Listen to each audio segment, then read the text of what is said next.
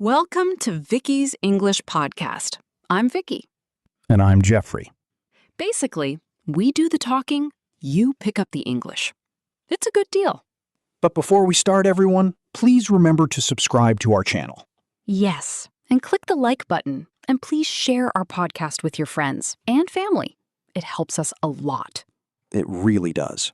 Quick question. What do you call someone from Glasgow? Was this a trick? It is absolutely a trick. A Glasgowian? Wrong. Glasgowian? Still wrong. Okay, what is it? Glaswegian. I'm sorry, what? Glaswegian. Glaswegian. From Glasgow. Which contains no W, no weg, nothing. Where did the W come from? Nobody fully agrees. That is genuinely one of the most chaotic things I've heard. Welcome to Demonyms, the words that name where people are from, and today's episode is full of exactly that kind of chaos. So just to make sure everyone's on the same page, a demonym, for anyone who hasn't heard that word. Great one to flag, actually.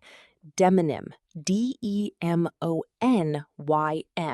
It's the technical word for what we name people from a specific place. New Yorker, Brazilian, Parisian. Those are all demonyms.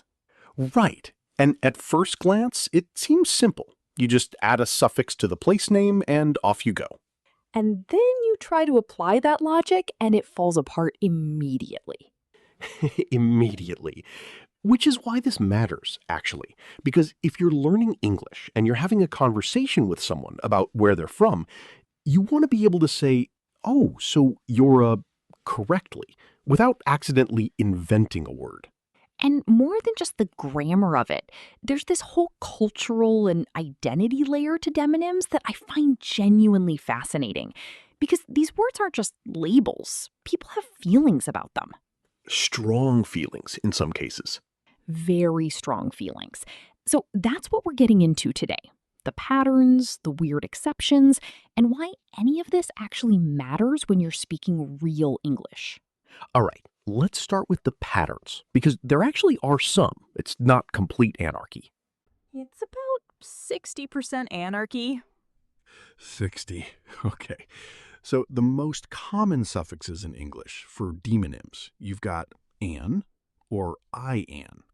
American, Canadian, Brazilian, Italian. Those are the workhorses. Most learners pick those up early and feel confident. And they should. That pattern is very reliable.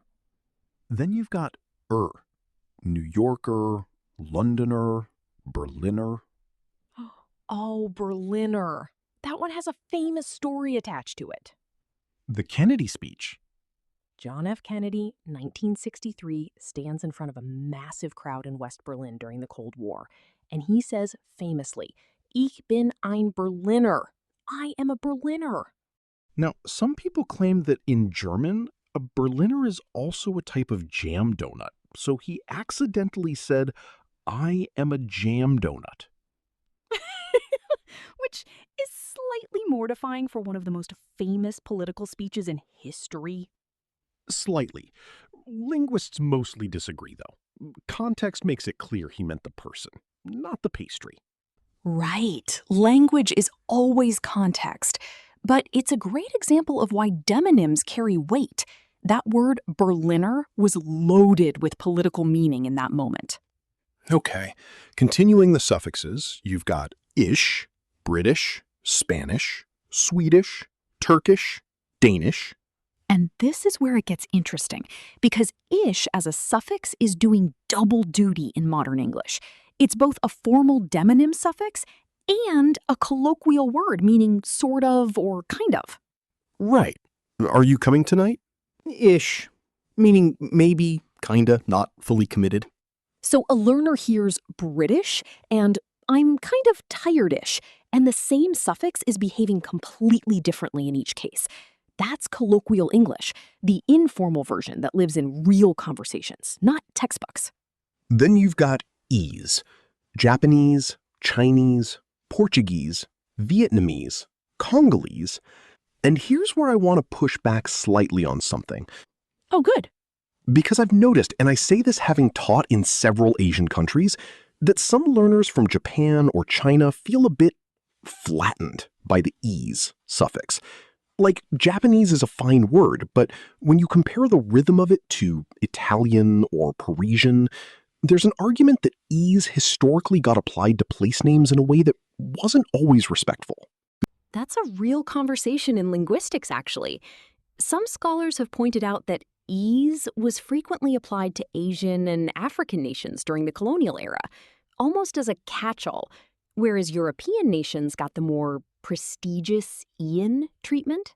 I'm not saying never use these words. They're the correct words. They absolutely are the correct words. But understanding that language has history and that history has feelings attached to it, that's a C1 level skill in itself. That's actually a great way to put it. This is where connotation comes in, the emotional weight a word carries beyond just its definition. Connotation is one of those words that separates B2 from C1 thinking, because you move from what does this word mean to what does this word feel like?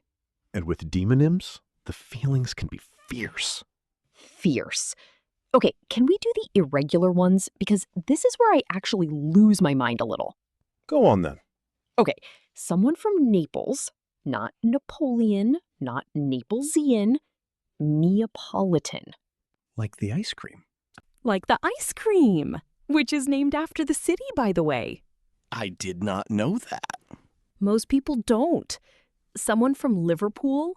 Liverpudlian. Where did puddle come from? There's a theory it's a joke, a historical joke that stuck.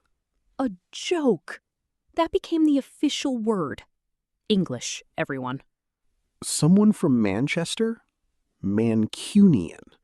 From the Latin name for Manchester, Mancunium.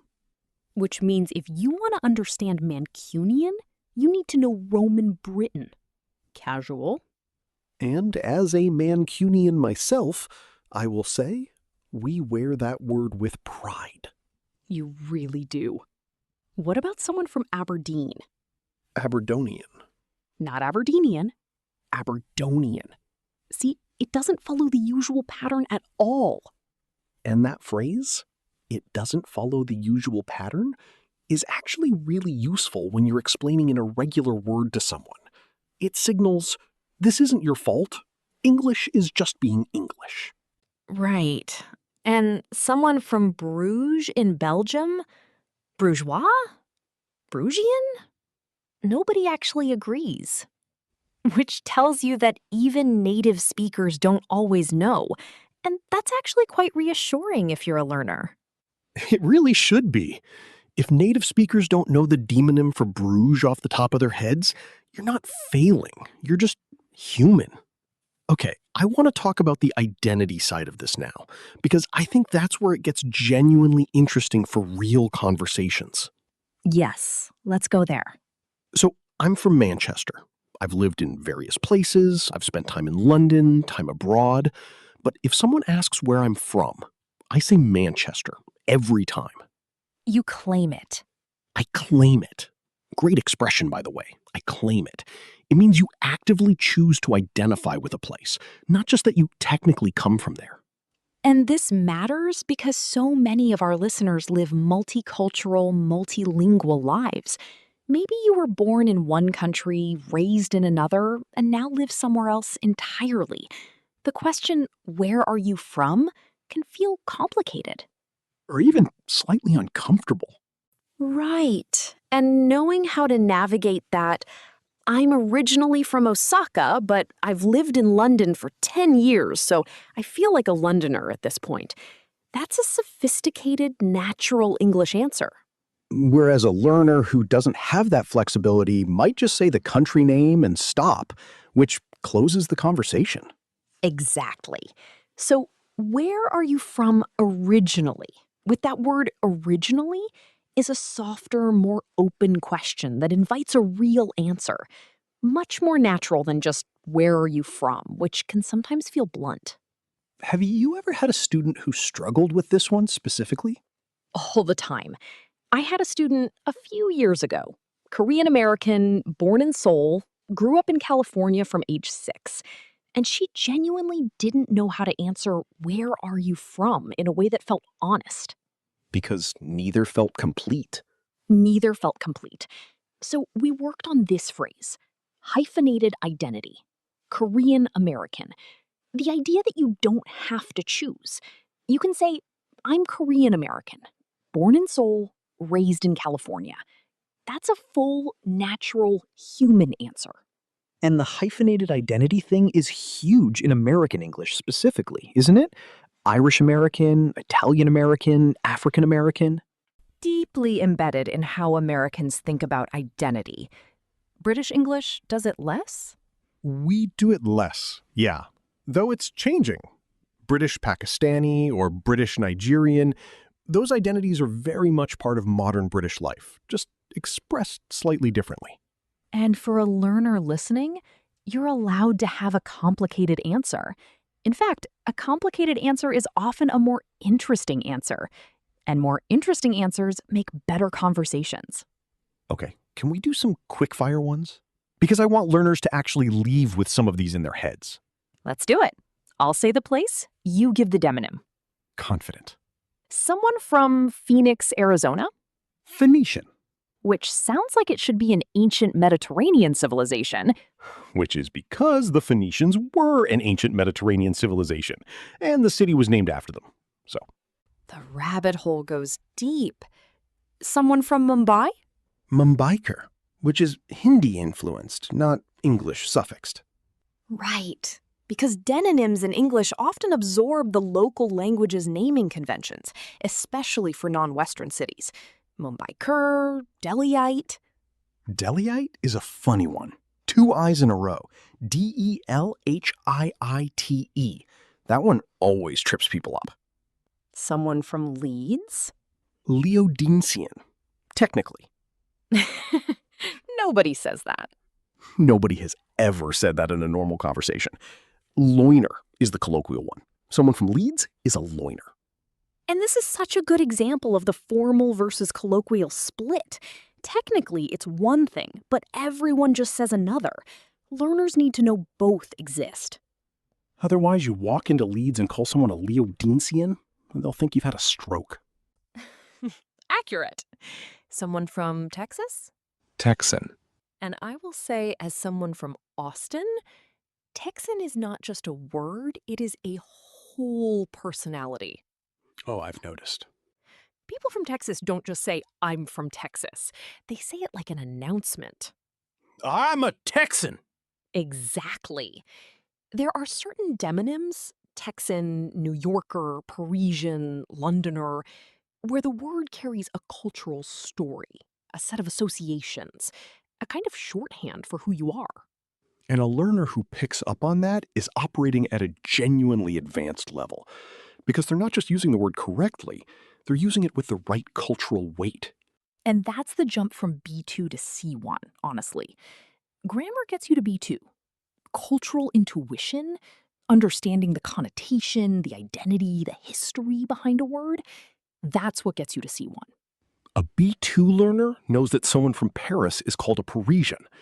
A C1 learner knows that calling yourself a Parisian carries a kind of pride and specificity that I'm from Paris doesn't quite capture.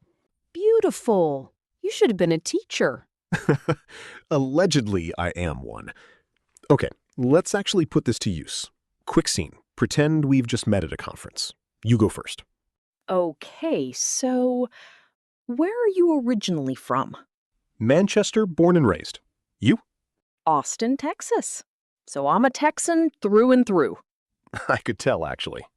Is it that obvious? Just a little. So you're a proper Austinite then? Not just a Texan? Oh, see, Austinite. That's a great one. Yeah, born in Austin, so I claim both. You get a double identity sometimes, the city and the state. Exactly. I'd say I'm Mancunian first. British, second, honestly. See, that's so interesting. Because for a lot of people, the city identity is stronger than the national one. Especially in the north of England. Nobody from Manchester leads with, I'm British. That's not how it works. And for learners, notice what we just did there. Neither of us said, my nationality is American, or I come from the country of England. We used demonyms naturally, mid-conversation, without making a big deal of it. Born and raised. I claim both. Mancunian first. These are the phrases that make you sound like you actually live inside the language, not just studying it from the outside. And the follow-up question? So you're a proper Austinite then? That's exactly the kind of thing a native speaker does to show they're engaged. They take your answer and push it one step further. Which is the whole point, isn't it? The demonym isn't the end of the conversation. It's the door into one. Okay, here's the takeaway. Demonyms are not just vocabulary. They're identity, culture, and history compressed into a single word. Learn the patterns. An, Ian, ish, ease. They'll carry you through most situations. Accept that the irregular ones exist, and that even native speakers get them wrong. You're not failing, you're navigating a genuinely chaotic system. And when someone asks where you're from, don't panic. Don't oversimplify. You're allowed to have a full human answer. I'm originally from blank, but I've lived in blank for years, so I feel like a blank at this point. That sentence will serve you in almost any real conversation. And if all else fails, just know that someone from Glasgow is a Glaswegian. That alone will impress people. It really will. Now, we want to hear from you. Drop a comment below and tell us, what's your demonym? Where are you from, and what are people from your city or country actually called? Bonus points if it's a weird or irregular one. We genuinely want to know. And if you're not sure what your demonym is, look it up, come back, and tell us. That's homework you'll actually enjoy. If this episode helped you, share it with one person who's learning English. One share gets this to someone who needs it, and that actually means a lot to us. Subscribe if you haven't. New episodes every week, and they only get better from here. Talk to you next time. See you then.